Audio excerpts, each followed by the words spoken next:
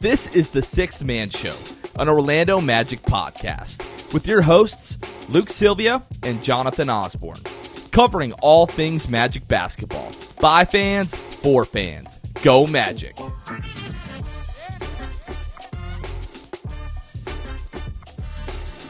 What's going on, Orlando Magic fans? You guys are back with the Sixth Man Show. Today is January 29th, 2024. Jonathan Osborne here, as always, joined by my co-host, Luke Sylvia. Luke, what is going on? You know that feeling where it's been a long time since you've accomplished this one thing? You've done this one thing, and then the load is just lifted. That's how I feel. That's how you feel. Every Magic fan feels after breaking the almost decade-long curse of losing games to Kevin Durant. It has finally been snapped in convincing fashion down the stretch. I'm in a great mood. So what Luke is alluding to is there's a stat going around Orlando Magic social media, Orlando Magic Twitter, earlier in the day, and they talked about it on the Valley Sports Florida broadcast tonight in reference to the last time that the Orlando Magic beat a team that was employing Kevin Durant. And if we go all the way back to the 2013-2014 season, February 7th of 2014, if you remember, folks, that's the game where the Magic are down one with like 30 seconds to go. Kevin Durant lifts up for the shot at the elbow. Victor Oladipo grabs the rebound, drives the length of the floor, throws it to Maurice Harkless, who's right underneath the basket, who then dishes it to the cutting Tobias Harris, who dunks it at the buzzer to win the game. Luke, that was a Friday night. I still remember where I was. I was at my then girlfriend, now wife's parents' house. We were in their living room. It was me, Carmen, her brother, Anthony, who's now my brother-in-law. Their house that had these textured, like 8-foot ceilings. I'm sitting on their coffee table that entire play, and I stand up as Oladipo's driving the length of the floor. And when Tobias dunks the ball, I jump up, fist pump in the air, and as I bring my arm around, the entire back of my hand scratched the textured ceiling, and my knuckles were bleeding after that play. And then that Sunday, we played the Pacers at home. OKC was the number one team in the West. Indiana was the number one team in the East. Listeners of the pod for a long time have heard me tell this story. The Magic are about to beat the Pacers, and I'm standing up with like a minute to go, and season ticket holders behind me are yelling at me, telling me to sit down during that game when the Magic were about to beat the number one team in the West on Friday, and then the number one team in the East, and I believe was the number one team in the NBA at the time that Sunday. So it had been that long since the Magic beat Kevin Durant, and the Magic finally did it Sunday night with the win over the Suns. It was incredible. It was a lot of fun. Didn't feel like it was going to end that way for a while, and we'll talk more about it and break it down. Everything, going through all the emotions from that game, but it feels good to be recording after a win. I will say that. I was just about to say, always better recording after a win. What sucks is we're recording after we just watched the Detroit Lions complete their collapse against the San Francisco 49ers, and now we're watching the Chiefs and the 49ers in the Super Bowl, which, has me feeling conflicted, but teams that I wanted to win today both lost, which sucked.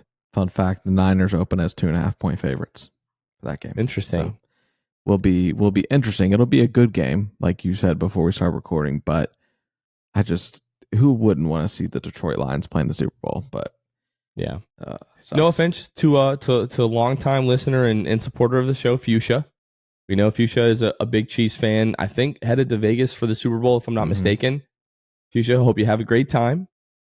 I will be rooting for the 49ers, but if the Chiefs win, if there's any bit of solace that I can find, it'll be that Fuchsia, longtime supporter of the show and a massive Magic fan, will be happy. So I'll be happy about that, but I'll be upset about everything else. Last thing I'll say before we start talking actual Magic basketball here and get into some stuff. The Chiefs winning, for me, they've been around the Super Bowl so much in the last few years, near it, in it, winning it. For me, it's the same feeling as like when the Alabama Crimson Tide in football win it, I'm just like, whatever. It is what it is. They're dominating the game right now. Eventually this will come to an end, but I don't really care. Like, it doesn't move me that they won a Super Bowl. And so whatever. That's how I feel about it going into Super Bowl in a couple weeks here, but unfortunate. The fact that, like, as good as Mahomes has been, this is really only like his 5th year, I think, is the full-time starter for the Chiefs. And the fact that they've been in the AFC Championship like basically every single year. And now that if they're able to win in a couple of weeks, he'll already have 3 Super Bowls. It's like, this dude, it feels like he's been in our lives for 5 minutes when you compare him to Peyton Manning and Aaron Rodgers and Tom Brady. And now here he is with a chance to win another Super Bowl already. Pretty crazy, but insane. Hey, at least we can all get past that. Oh, the Ravens 49ers Super Bowl is rigged. Look at the logo, that whole kind of thing. I'm glad that that's over and done with. Team, so stupid. Really happy that that's over and done with. Anyways, let's get back to our beloved Orlando Magic. So first of all, folks, if you're a fan of our watch parties, we're big fans of our watch parties. We love them. Sure. They're always a lot of fun. Our next one is coming up this Friday. We'll be at Elixir, as the Magic are in Minnesota taking on the Timberwolves. So that game tip-off is set for 8 o'clock. So the watch party is going to get going around 7:30, and that is downtown Orlando. I believe it's West Washington Street, if I'm not mistaken. So if you're in the area Friday night, be sure to come out to Elixir. Going to be a lot of fun. I'm already looking to the patty melt. So it's going to be a lot of fun. Hope to see you guys there. And the night before that, Thursday, we're going to be doing a playback starting at 6:45. So we can watch the All-Star reserves being announced Thursday on Inside the NBA on TNT. Fully expect Paolo Banchero to, like, it seems like it's a foregone conclusion. He was, what did he finish? Like 4th or something like that in the player voting? And player voting, yeah. Yeah, finished 4th in player voting in the Eastern Conference in the front court. So when you translate that to what coaches are probably thinking of Paolo Banchero, and they're the ones that vote in the reserves, and you look at just how well he's been playing, especially the last month. You look at the Magic, they're squarely in the playoff picture right now. It's a foregone conclusion to me that Paolo Banchero will be an all-star. I won't accept anything less. Yeah, and it'll be the feeling of it, him being announced as an all-star, whether that's via the show or Shams or Woj, is going to feel way different than Vucevic making an all-star, right? Vucevic was awesome, and he was a bright spot in what was really a dark time of Magic history, obviously making the playoff appearances, becoming an all-star. That was like a feel-good story to me. Paolo Banchero, this is a start of a dominant story. They're different. And this is Paolo asserting himself officially into, like, I'm here to stay. And so that'll be a much different feeling for me. It'll be like, oh, good for Magic fans. They got Vooch. I can't wait for people to be complaining that Paolo Banchero became an all-star and it's his first of many, and they can get over it because he's here for a long time. And if he is not named an all-star, it will be ugly. But if and when he is named on Thursday, that'll be a great feeling. With Vooch, it was like the 7-year payoff of like watching him get better year after year, and then you felt like, okay, this is his ceiling. Like, he's reached the apex. Like, he's finally been given the recognition that we thought that he deserved for at least a couple of years. Paolo, it's like, this is the floor. Like, this is the very beginning. Like, and that's what's so exciting about it, is that, Paolo now is pretty close to like as good as Vooch ever was. And that's not to knock Vooch. Like, he was incredible. That's just to speak to how good Paolo is and how good he's going to be. So, again, we're going to start that about 6:45. The broadcast starts at 7. Shams tweets out the results and the news of that, like either as soon as it happens or even a couple of minutes before. So we're just going to be on there early so we can either watch the broadcast and celebrate together, or we can see the tweet and celebrate. Just going to be really fun because it's the beginning of many for our boy Paolo. And Julius Randle now, it sounds like even if he's named a reserve, whatever is going on with the shoulder dislocation, he may not be able to participate in the All-Star game. I doubt it. Maybe named a reserve, but there could be a replacement coming. And Could be Franz Wagner. I mean, maybe Franz is named a reserve. I don't know. It'd be awesome to have 2 All-Stars, but it definitely feels like Paolo for sure. Now, getting to the state of the Magic, which we cover each episode, just go over how the Magic did this week and how they're looking so far in the season. So this week, the Magic went 1-2 with a loss to the Cavs on Monday, an incredibly disappointing and frustrating loss to the Memphis Grizzlies on Friday, a win over the Suns on Sunday. They currently sit 8th in the Eastern Conference with a record of 24-22.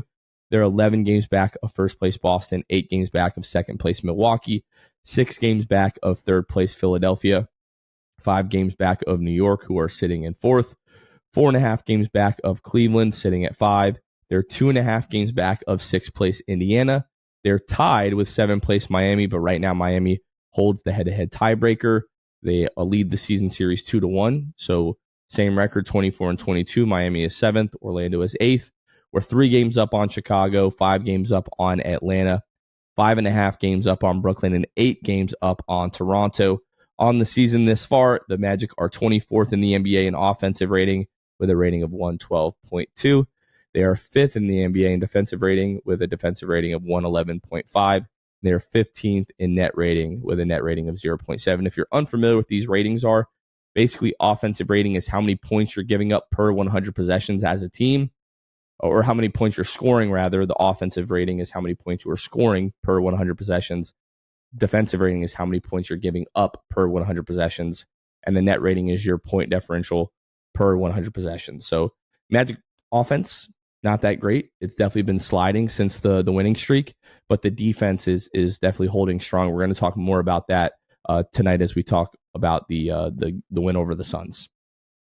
Taking a look at the injury report, it's now only Gary Harris who's doing some on-court work but is not doing any contact as of yet. He's missed the past 12 games with a calf strain, so he missed a couple of games, tried to come back from it, re-aggravated it, and now has been out, I believe, since January 3rd with the calf strain, and there's still no timetable on that. If we see Gary before the All-Star break, it'll be an added bonus. But I think at this point, schedule's starting to lighten up. We're going to talk about that towards the end of the show tonight or today, whenever it is that you're listening to this. But if you can afford to have Gary sit and heal up, and I think the Magic can, it's probably a good idea because you just don't want this to become like a issue for the last 30 plus games after the All-Star break, Luke.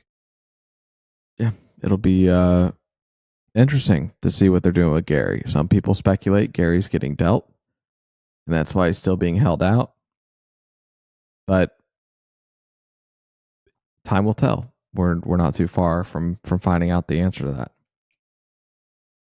Now let's talk about this Memphis game, Luke. As ugly and as frustrating as it was, I just want to go to the first half of this game because that's ultimately where you lost this game. This game came down to the wire. Paolo Banchero finds Joe Ingles for the wide open 3 at the buzzer.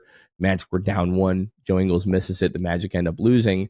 But this game did not come down to that final possession. And as we talk through this game, we can talk more about sort of the last few minutes in that final possession and how we felt about it, Luke. But this game for me was lost in the first half. So you're tied after 1, 31-31. The Magic shoot 61% from the floor, although they shoot 1 of 7 from behind the arc. Memphis is still in the game because they shot 6 of 12 from behind the arc. They made 6 threes in that first quarter.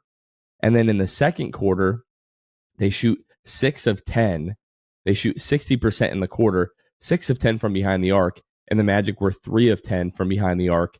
And then you're down, 9 at the half. Magic's offense never really fully got going. The defensive effort got a little bit better in that second half. The first half was just riddled with wide open looks, and the Grizzlies were knocking down plenty of tough shots as well.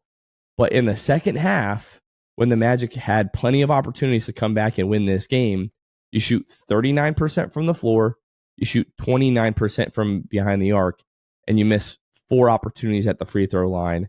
And across the entire game, you shoot 21 of 29. You make 2 more free throws in this game. Free throw shooting has been an issue seemingly the entire season, Luke.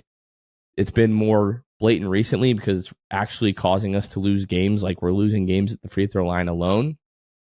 But the defense, the effort that you had in that first half, And then just the inability to knock down anything in that second half really ends up losing you this game. If we go to the fourth quarter, Magic shoot 36.8%. Paolo shot 57%. Paolo had 12 of the Magic's 22 points in the fourth quarter. He shoots 4 of 7.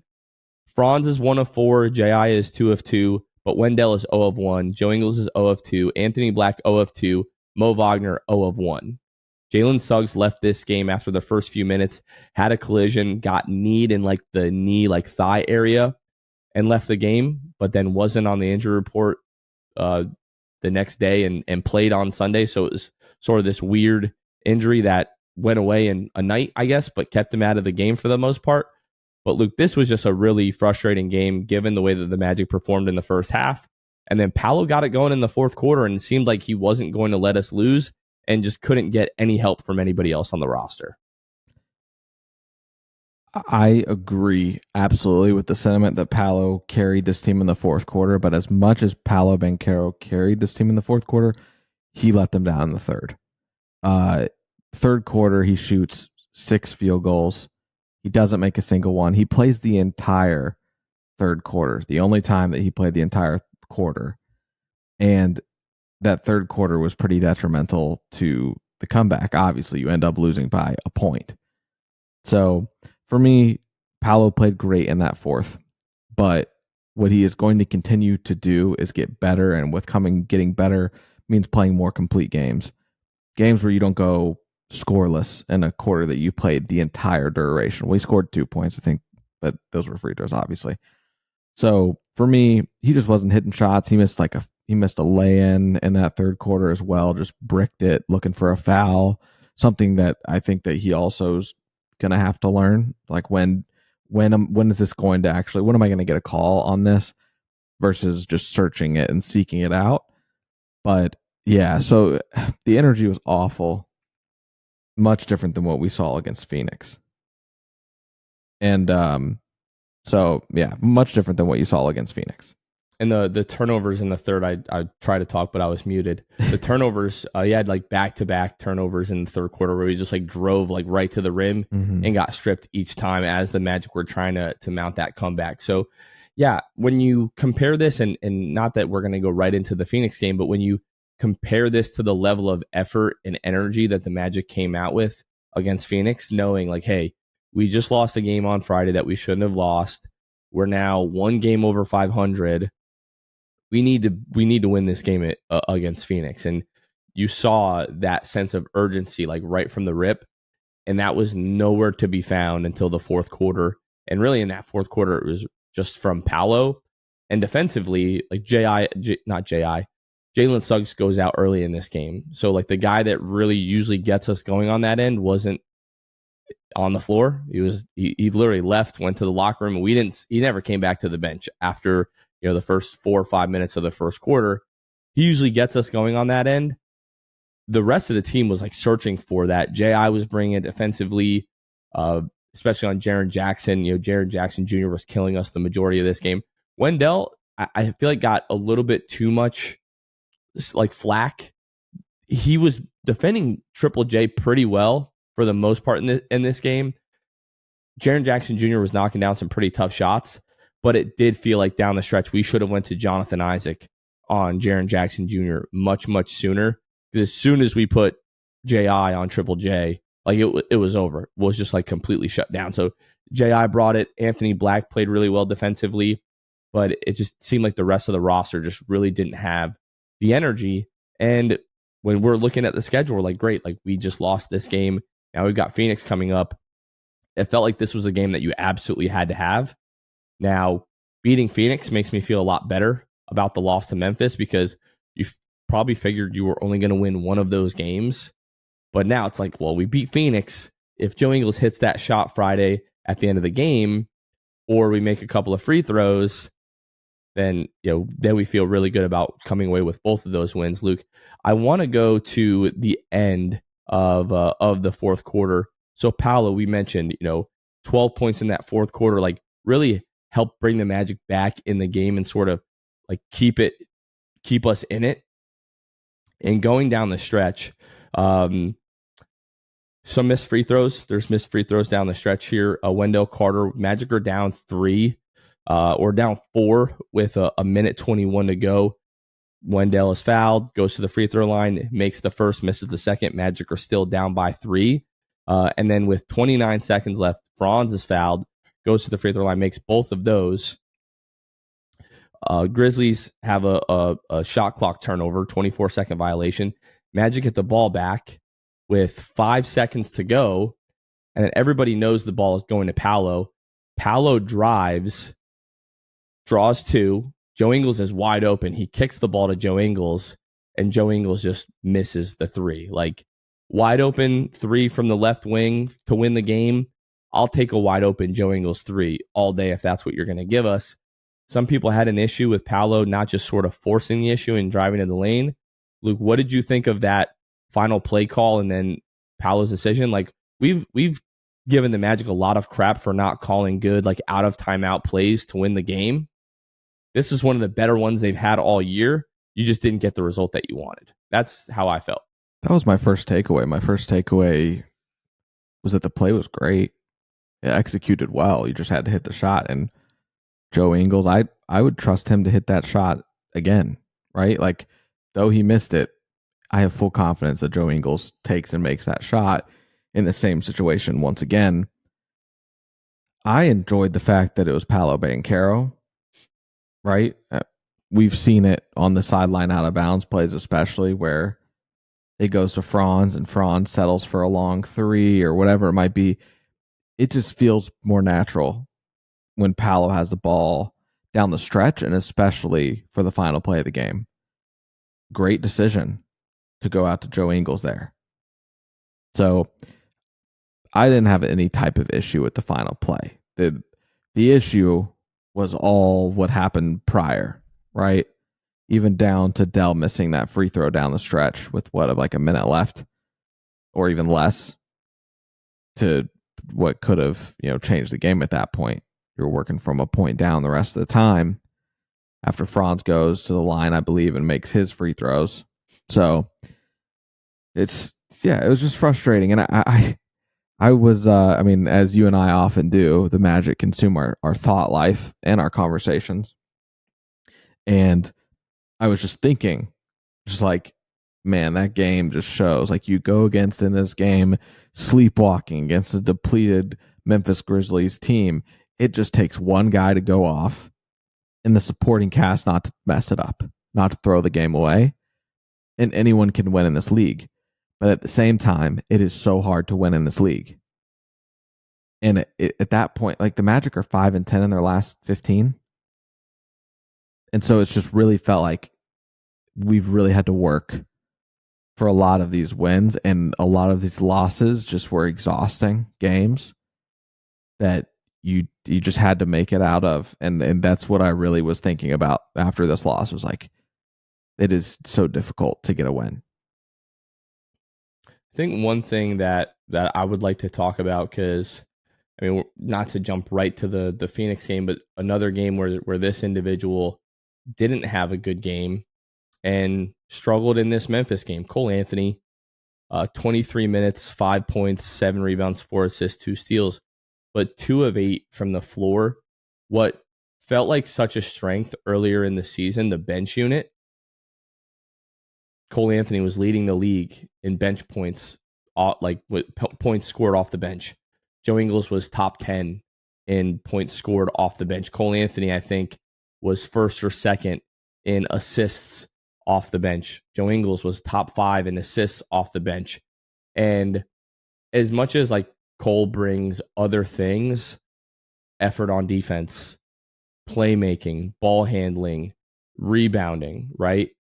If he is turning the ball over the way that he has been recently, if he is shooting the ball the way that he has been recently, the bench unit doesn't have that same pop, and it becomes hard to play Cole Anthony if he's not giving you that scoring punch. Because although he does bring you, value in other areas, the number one thing that we need from Cole Anthony is to score points efficiently.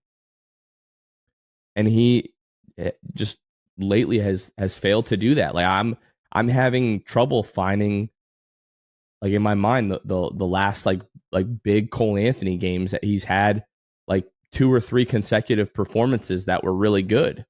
It feels like every couple of weeks right now he gives you 15 to 20 points and then follows it up with a 7-point game or a 9-point game or an 8-point game. Has a few more of those, might have a 15-point game, but then follows it up with a few more 5, 6, 7-point games. I have a feeling that that's exactly what you're looking into now. Luke, I'm going to throw it to you. What are your thoughts on the way that like Cole Anthony has been performing lately? Because it's really hurting the bench unit and it's hurting us. Like we've lost games, and not to put all the blame on Cole Anthony, but like there are games that we've lost recently where you're like, wow, if Cole Anthony's able to step up and have a big game, Magic could have won tonight. But we haven't had one of those performances, it feels like, in a while. It's just one of those things where you came to expect something to be one way, and when it doesn't go that way, it makes you more frustrated, right? If this was just a simple role player, maybe this would feel different. But Cole Anthony showed us so much and has for the last 70% of last season that we've talked so much about to the beginning of this season where he just was incredible and efficient and did everything correctly. And defensively, that is an area that he has absolutely stepped up in. The Magic have done a great job schematically with him too, to kind of put him in positions to succeed.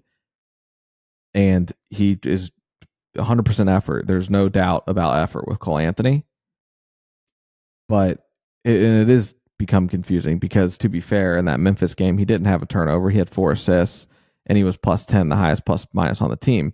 Now, obviously, you got to look as well with like Jonathan Isaac, who was 4 or 5 from the field, was a plus 7. They played together some, right? Like, so plus minus can be misleading for sure. But Cole Anthony still did have 4 assists in that game and 0 turnovers. I don't know that these last 2 games are necessarily the example. I understand that Cole obviously went 2 for 8, which is not efficient in the slightest. But there are games for sure when he is both inefficient and turnover prone.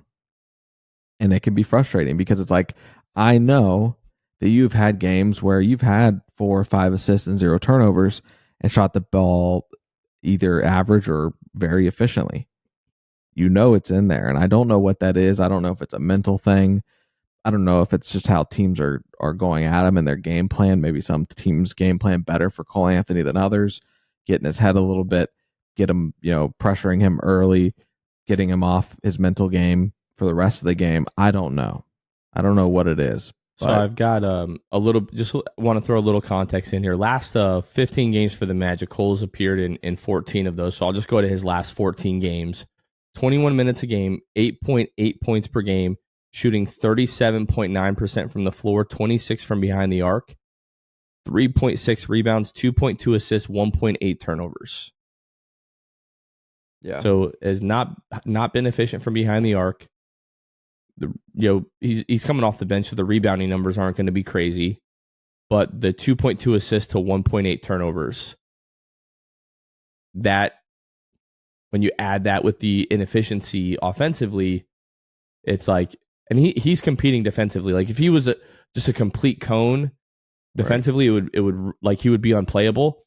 Now there are certain matchups where in that bench unit, they're like, okay, we're just going to hunt Cole Anthony on every single pick and roll, switch till we get Cole Anthony and attack him. And he is exposed at times. But if he is not giving you that scoring punch off the bench, I mean, at this point, I'll even take it at volume. Like he's not giving you the volume. And I feel like it's because he knows that he's struggling, but not even 9 points a game, 37.9% from the floor, 26% from behind the arc. Like I'm not meaning to make this like the crap on Cole Anthony episode. I just want to point that out, that like he is a guy that we desperately need to step up. Yeah, agreed. I mean, yeah, that's really all that I have from this Memphis game. That was another takeaway from me. Like you mentioned, it wasn't so much the turnovers. It was like, hey man, like this is a game like where somebody else needs to step up and bring it. And it's been, a few weeks since we had like, oh, hey, Cole was awesome tonight. Like, we needed offense. We needed somebody to step up. This is a prime opportunity for Cole against a Memphis Grizzlies team that is just really depleted. And the like, you go down the roster, like Vince Williams Jr., Santi Aldama, John Conchar, Zaire Williams, David Roddy, Gigi Jackson, Xavier Tillman, Jacob Gilliard, like the 5'8", 5'9" Jacob Gilliard is out there, giving the Memphis Grizzlies 13 minutes. Like, that's a game that you really needed to find a way to win. And Zaire Williams was awesome. Luke Kennard was awesome. Jaren Jackson Jr., 13 for 30. I mean, I guess gave them good minutes, but yeah, disappointing loss, Luke. Let's talk a little bit about Patreon, and then we'll go ahead and talk about this Suns game. So our lovely patrons, I don't know where that our lovely Southern patrons. accent just came from. I love our patrons. Thank y'all so very much.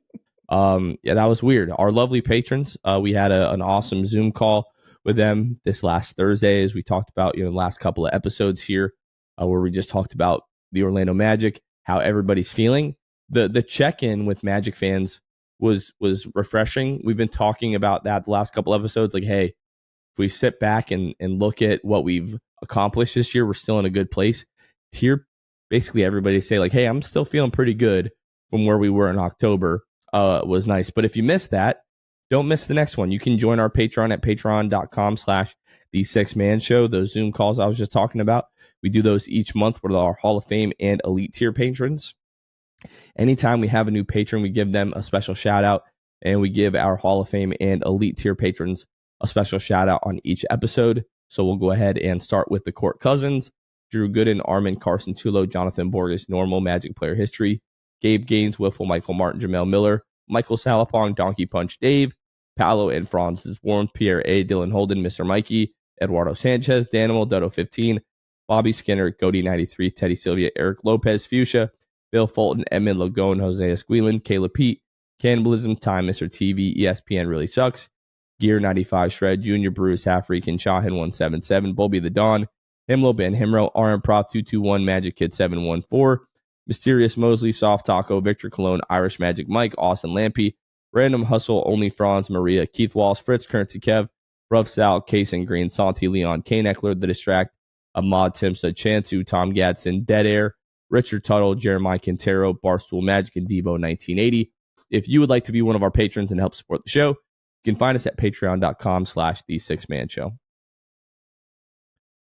Moving on to Sunday night, the matchup against the Phoenix Suns.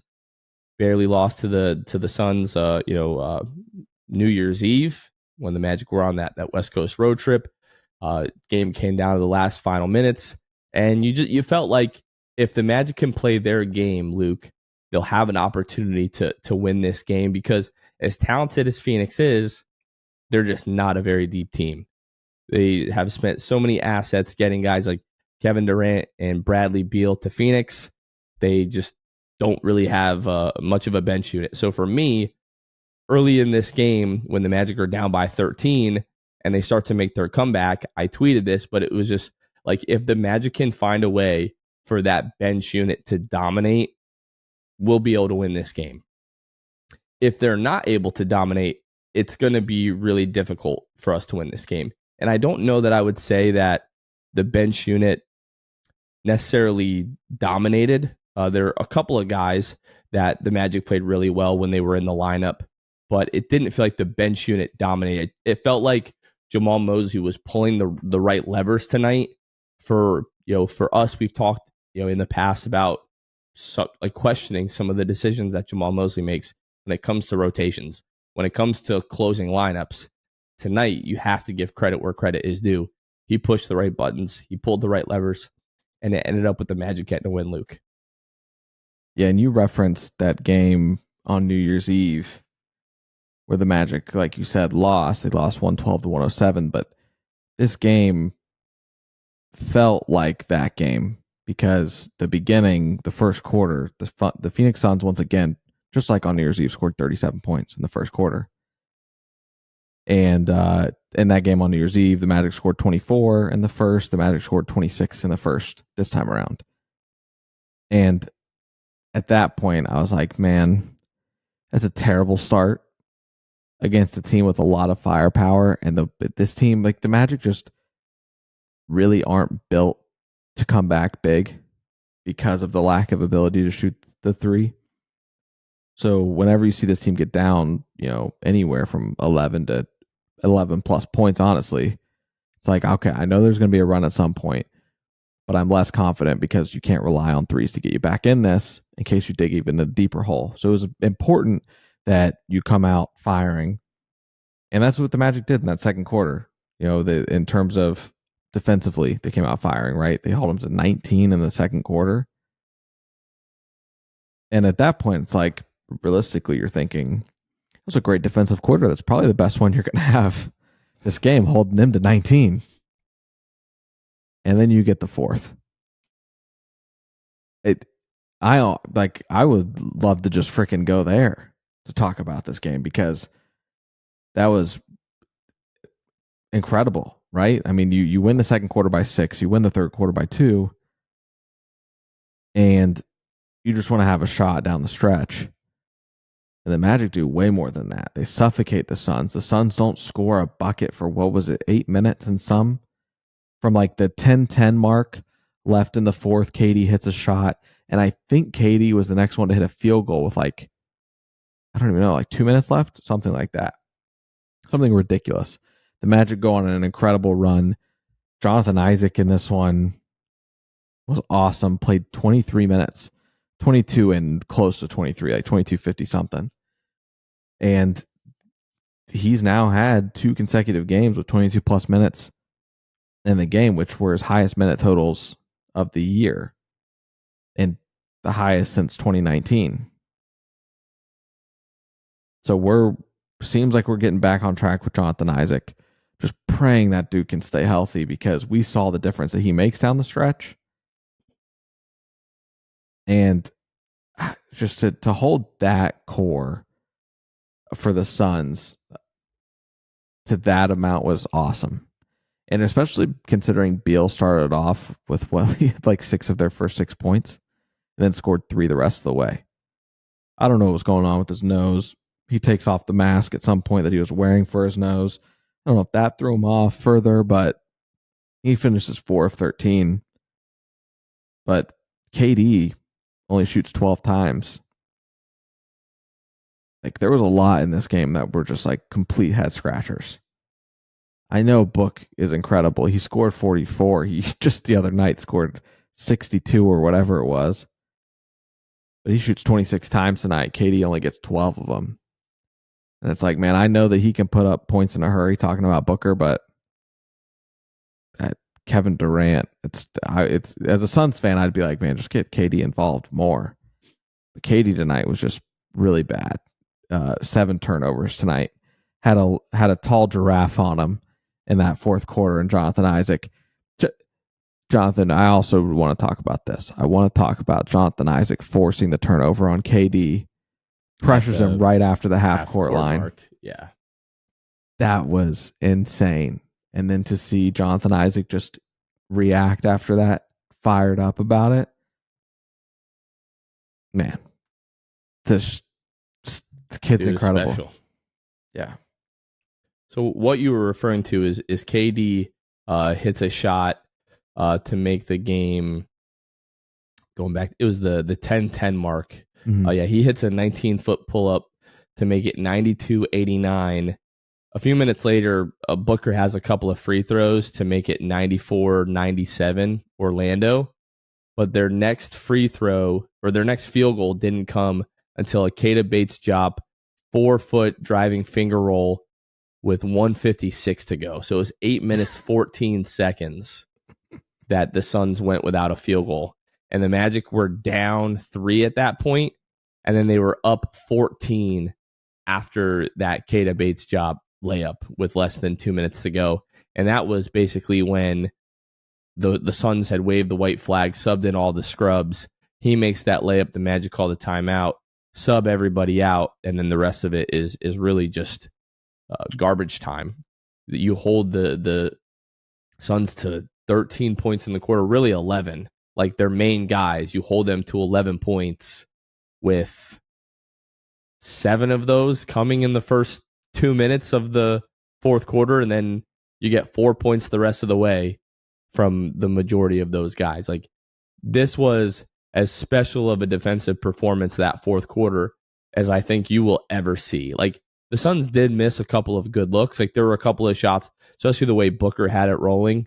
Yeah. There were a couple of shots that he took that I genuinely could not believe they didn't go down. But again, I talked about this from the Memphis game.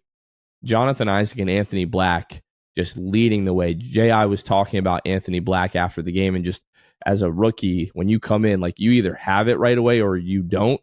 And he talked about how Anthony Black has it. And there was a point, I think it was in the second half, where AB wanted to guard Booker and Jamal put him on somebody else. And J.I. said AB was visibly frustrated because he wanted that matchup. Like, say whatever we said. We said some dumb things about Anthony Black pre-draft because we just didn't think there was any chance. Like, it didn't make sense in our heads that we were going to draft another guard at 6. The number one thing that we said 30 seconds after watching Anthony Black is that the kid is a dog. Yeah. And the kid is a dog. He had a stretch. I forget. It was in the third quarter, I think it was. He had this defensive stretch where he had, I think he had a block or like at least just like changed whoever shot. And I'm like jumping off my couch, like screaming, because the kid, it just competes and is so good on that end. There was another possession where I think it was Beal and KD, and they ran like a high pick and roll, and J.I. ended up on Beal, AB ended up on Kevin Durant, and the ball just gets thrown over Kevin Durant's head, like out of bounds. And Dante and Jeff were talking about, oh, well, the Suns got the matchup that they wanted. I said, Anthony Black on Kevin Durant, out of all the guys that are on the floor, I don't think is the matchup that they were searching for.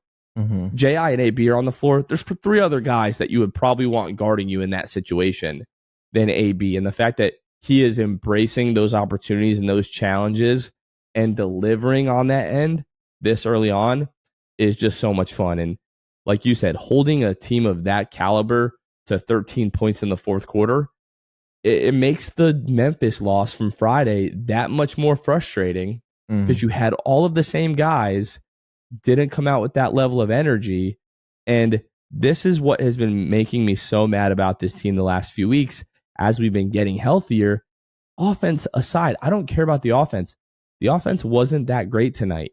Like, sure, you score, what was it, 113 points, but you shoot 44% in this game. You shoot 33% from the three-point line. You shoot 73% from the free throw line. Like, this was not an offensive masterclass or showcase by the Magic whatsoever. They just decided, guess what? 2 of these quarters tonight, Phoenix ain't scoring. And when this team does that, that's when they're going to play their best basketball, and that's when they're going to be really, really hard to beat. One of the last things that I'll say here about this game is when I knew it felt over, or it felt like our chances were great.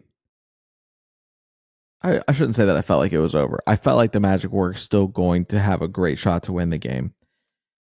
Because when you're dealing with stars like this, when there comes to when you're with 5-6 minutes, like you're in the closing stretch. I know exactly what you're going to talk about. The players on the court are the ones that those are the ones that are going to finish the game. 5:40-ish left in the fourth quarter. Booker has the ball. Free throw line. Oh, no, okay, never mind. We're talking about something else. But he was on the baseline, and he took a fader when they were down 5 to us with, like I said, 5:40-ish left. And he misses it. And in those times, it just feels like when a team is just going to superstar you to death down the stretch, they're not missing. They're not missing anything. Like you said, they missed them. If you don't score for 8 minutes, chances are, yes, the defense was great, but you also had to miss some shots. And Booker misses that fadeaway, and then I just feel good. Magic are up 5. I have no reason to feel good in that moment. You're only up 5 to a team of that talent. But I was like, if they were going to put this game away and stomp on the Magic's neck, Booker is making that fadeaway shot. And then I feel like, we're losing this game. So in one shot, I had a defining moment of the game for me. And I was like, man, the Magic have a great shot to win this game. I would go as far as to say, I think they're going to win this game because of that. So I couldn't believe it. I couldn't believe it. I really thought after really the first half, despite having a much better second quarter than the first, like, man, we're going to be recording after a loss tonight.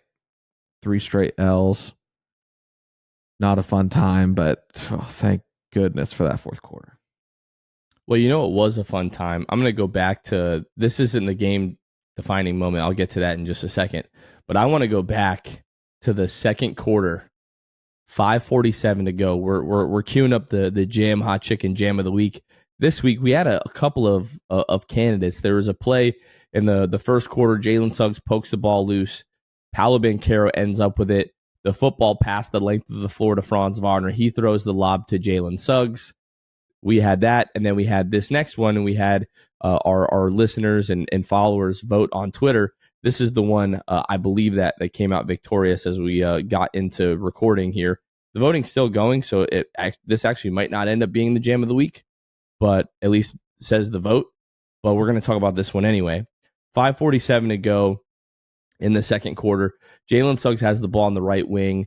Wendell comes up from the corner to set the side pick and roll. He slips past Eubanks. Jalen sees him with the open lane, throws it up with the right hand, and I'm thinking, this ball is way too high. This is a terrible pass from Jalen Suggs. There's no way Wendell is going to get to that. KD is helping down from the other side, and if Jalen would have thrown this ball any lower, KD can actually absolutely make a play on it, but Wendell goes up, and he keeps going up and ends up with it and gives the big jam to make it a 45 to 43 point game with 5:39 left in the second quarter. That is this week's Jam Hot Chicken Jam of the Week, Luke. That, man, that play was incredible. And you have one. To this point, we were talking about it. We hadn't had many good jams this week. And thankfully, we get 2 of them tonight, which right now, Twitter says that it's 50-50 with like, oh my God, over 150 votes cast. 150 votes. It's split 50-50 the fact right that now. It's 50-50. It was that close. So if you missed either of them, go watch the game highlights. You'll know exactly. They're going to be in the highlights put on by like the NBA on YouTube or whatever it is. But anyway, yeah, shout out to the Jam Hot Chicken Jam of the Week. But I also want to talk about Jam Hot in general. Jam Hot Chicken, located at 400 West New England Avenue, Suite 13 in Hannibal Square. They're serving the Nashville and LA inspired hot chicken shack, locally owned and operated in Winter Park, Florida. There was someone today that mentioned a hot chicken place that wasn't Jam Hot Chicken. All right. I'm not going to name names. We're not going to do any of that. But every time I see... It was my guy Cortez. And I told him, you should go to Jam. And he said, it's on my list. So in his defense, he is planning on going. He has just not made it yet. And I know he's not going to be disappointed. What I will say about that, though, he then followed up with a picture of the chicken sandwich. And I was like, just straight. You know what I mean? You don't have to name the establishment. Right. Yeah, we don't want to do that. Not doing that. But what I will say, it was not. I knew you could show me that picture and I'd be like, that's not a jam sandwich. That's not a Sando. I know it. I know it's not. And I know it doesn't taste like it. So all that to say, Jam Hot Chicken, go check them out in Winter Park. Like I said, you can go to jamhotchickenfl.com, look at their menu, online ordering, even things as far as music playlists, all things Jam Hot. Let them know that we sent you when you go check them out. And then you can also go to their social medias at Jam Hot Chicken, and that's everywhere. Back to the Phoenix game, the game defining moment when I was like, oh, we're going to win this game. And it wasn't like we were up a ton. The game was still, very much in the balance. But with 6:30 to go, Devin Booker's going to the line. And Devin Booker, he's had it going all night. Like, he's playing really well. He's at the line. And I think it was the play. Yeah, it was the play where he was driving to the rim. Paolo comes from behind him and sort of like swipes the back of his head. and J.I. came from like 90 feet away and just extended, like full extension, gets to the ball, blocks Devin Booker. To me, shouldn't have been a foul. It certainly wasn't a foul on Jonathan Isaac. J.I. makes contact with the ball first, and they make contact on the body. And Paolo, like barely swipes Devin Booker in the back of the head. So Devin Booker's at the free throw line, and it's J.I. I forget who it was for Phoenix, and then it's Paolo on the left side, like waiting for the rebound for this free throw.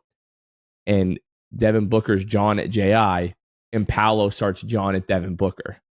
And to me, it was like, listen, I know you have it going right now, and I know that you're like that, but don't forget that I am also like that. Like Paolo's level of confidence, and it's not unfounded.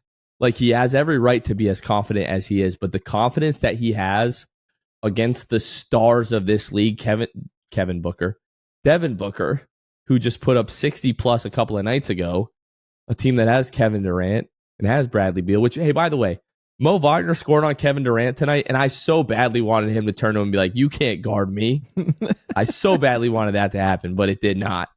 But Paolo jawing at Devin Booker at the free throw line in that moment, I was like, oh, we're winning this game. Like, we've got a 3-point lead here, but we're winning this game. That was an awesome moment. Inevitably, when you have 3 stars on the opposing team, they're sharing the court quite a bit. We still calling Bradley Beal a star, though. We still doing that? Are we sure about that? You sure about that? He's still a good player. I still worry about him. But when you have those guys sharing the court together, and you have like KD, who defensively, when he wants to be elite, he can be elite defensively. When you've just got these guys that Paolo had various stars on him tonight defending him. And what impressed me the most about Paolo is that he still walks away from this game shooting 50%, 9 of 18 from the field, 26 points. And I just love that. I just continue to say this, but I love that 26-point performances, 50% from the field, is just a Paolo game. Like, oh, Paolo dropped 26 again on great efficiency. What's new? And 2 of 5 from 3, which is fine. Like that's a good number to be at. You're making 40% at that point. But what impressed me about it was it didn't matter who was guarding him. He was going at them. He wasn't scared. He caught the ball a lot on the baseline tonight and still challenged them no matter who was on him. And at some point, I just kind of took a step back during the game and I was like, Paolo doesn't care.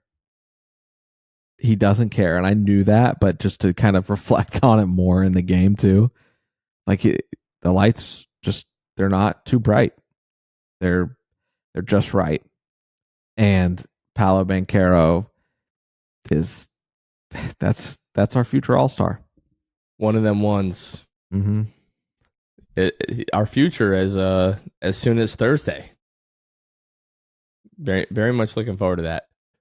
But you force Phoenix, what was it, like 22 turnovers tonight, I think is what they ended up with. Just an obscene amount for any NBA team, but especially a team just chock full of all-stars. Like I would vomit if that was the Orlando Magic. Credit to the Magic, 7 turnovers tonight. 7 low turnovers, and you defend well, and you win the game. Who would have thought? Just an awesome performance from the Magic. And it's probably hard to get to that level defensively every single night when you're holding teams to 13 points in a quarter. But even if you're giving me 80% of that defensive effort and performance that you gave tonight, and the offense still has plenty of room to be better. We talked 33% from behind the arc. You can shoot 35, 36%. Make a few more threes and knock down your free throws. 19 of 26, not great. So just really proud of the way that they played tonight. Luke, do you have anything else from this game before we move on to the week ahead? I do. It is drawing attention to Worldwide Wob or Wob, however he says it. I'm pretty sure it's Wob because his name is Rob. Oh, there we go. Worldwide. That really throws me off, actually. Wob. He drew attention to this. I don't know if you saw it, but when Devin Booker's dribbling the ball up the Jamal court. Mosley, yes. And Jamal Mosley notices that we're getting close to an 8-second call. And Jalen is like on the other side, like right on the other side of the half court line.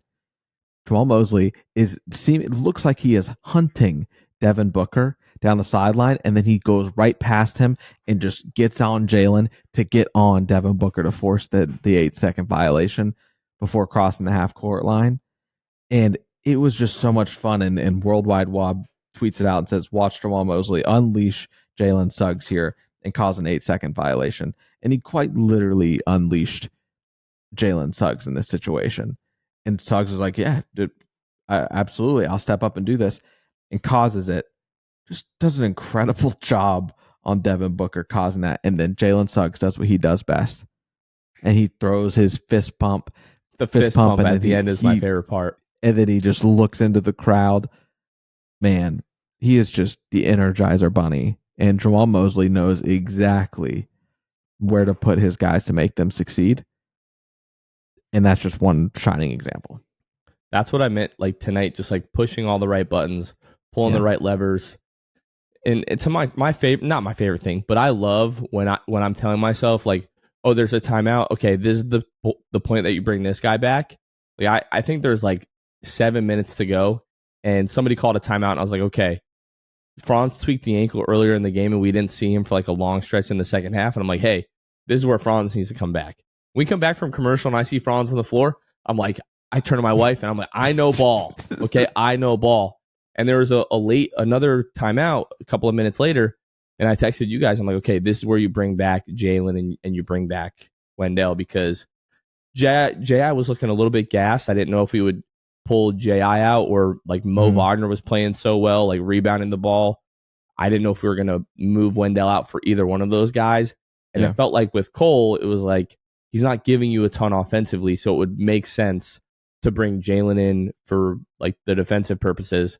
And I believe we took out Cole for Wendell, and we closed with that like jumbo lineup of Markel, Franz, Paolo, J.I., and Wendell, which was awesome tonight.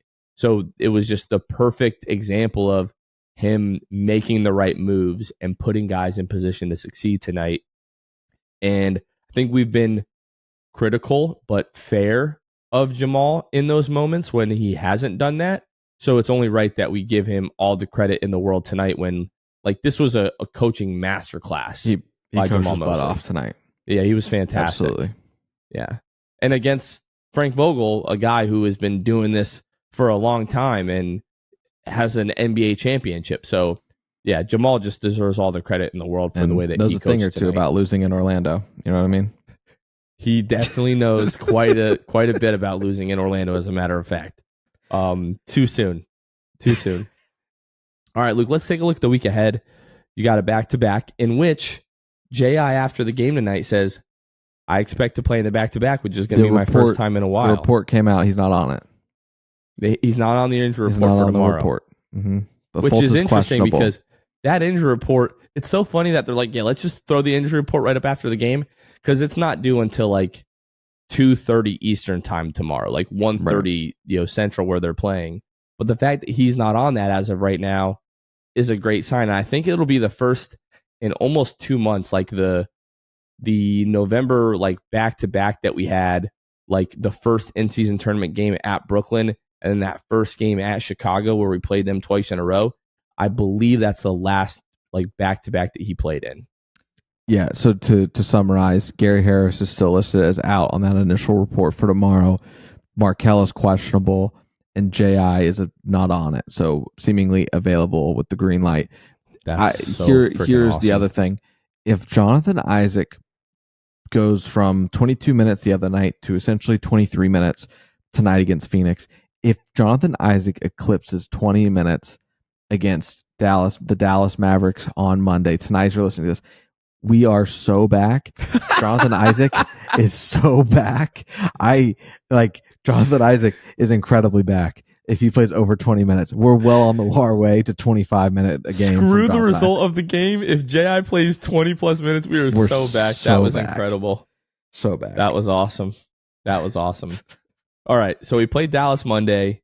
Then Wednesday, we're at San Antonio. Friday, we talked about the watch party at Elixir, at Minnesota on Friday.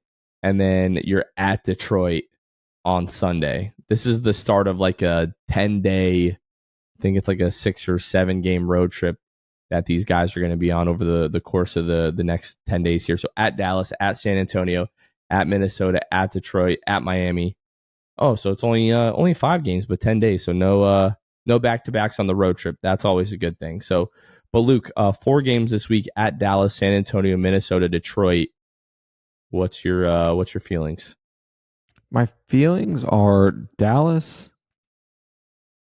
I'm gonna look before I say this.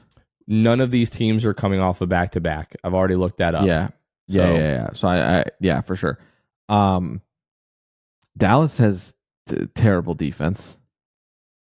They have great offense, top 10 offense for sure. However, Kyrie Irving likely won't go, as I think he was listed as out. So I think he's definitely not going to go. So no Kyrie. You're coming off of a win against Phoenix, flying high maybe, way higher than you were after the Memphis game. I think you're in a groove. I think you steal this one. I'm going to say it. I think you steal it. I think you lose to Minnesota at Minnesota on Friday, unfortunately, for the watch party. But I think you lose that, and then you beat Detroit on Sunday. You can't lose to Detroit. OKC just did it, and it was embarrassing. You can't do that on Sunday. You got to win. So I'm going to say 2-1. We have 4 games. So you're missing one. We got Dallas, San Antonio, Minnesota, Detroit. Oh, San Antonio. Sorry, I just was already counting that one as a win as well in my head. I've already thought about that. So we're 2-2. All right. That's where I'm at. Oh, wait. No. I'm completely wrong. So you're 3-1. I'm 3-1. Sorry, guys. Yeah. Forgive me. Yeah, no, you're definitely beating the Spurs. You're beating the Pistons. If you don't, I'll be feeling low again. But I think the swing game that changes the whole week is tomorrow or tonight as you're listening to this. You got it. I would love to beat Dallas. Put yourself at a point where you're 3-1 on the week or on pace for that. And I mean, what at this point, what are you? You're 24-22. So after the San Antonio game, go into Memphis 26-22. I'll feel radically different than after I felt on Friday. You go 26-22 into the month of February. And even if you drop it, right? Like even if you drop that game 26-23, you beat Detroit, you're 27-23. I feel fine going into that Miami game. Yeah, I will say Kyrie being out changes things, makes me feel slightly more optimistic. But the way that we've played on the second night of back-to-backs still does not have me super optimistic. So I would say probably still lose to Dallas, but beat San Antonio. I don't feel great about the last time that we played Minnesota and the way that we matched up with them. So I have that as a loss. And then the win Sunday at Detroit. You don't win that game, there might not be a pod. I don't know what to tell you guys. Like you just have to beat Detroit. At this point of the season, where we are, the standards that we have, the level of expectations, you have to win that game Sunday against Detroit.